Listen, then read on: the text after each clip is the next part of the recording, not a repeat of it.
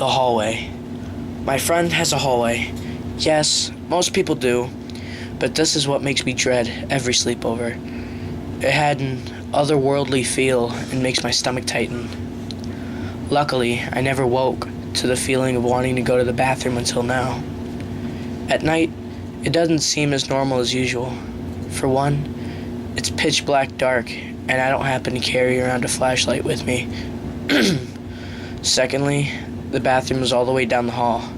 There were doorways on the left, but it was even darker in those rooms.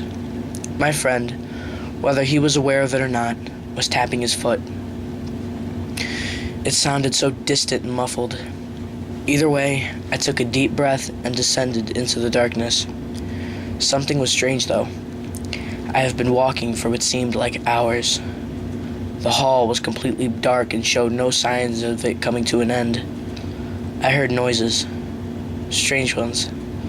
Something seemed to maneuver in the darkness, but when I looked, nothing was there.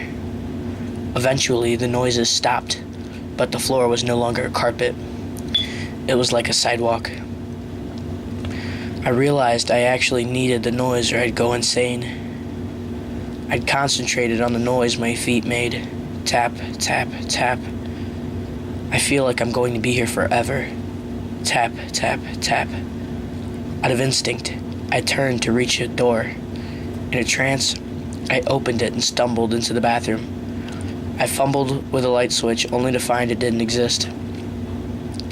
I did my business in the complete darkness while outside I heard a mimicking of my footsteps. Tap, tap, tap. I opened the door to a swirling dark void. I jumped down, playing whatever sick game this was. I face-planted on the carpet and heard the chuckling of shadows. All around me, horrifying faces were made of the shadows, and I turned and ran with nothing else to do. I didn't know how long and didn't care. I heard the chuckling of the shadows and dared not to look back, but ran faster. I reached a door and fumbled with the handles.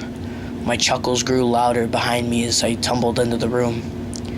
It was the bedroom, and my friend looking up surprised. "What's wrong?" I took in deep breaths and started to tell what happened. "The shadows. They move." "It was probably just a dream you had," he said, returning back to his tapping. I sighed and curled back to make my shift in the bed. Then I realized the tapping was no longer distant, and the muffling became clear and precise.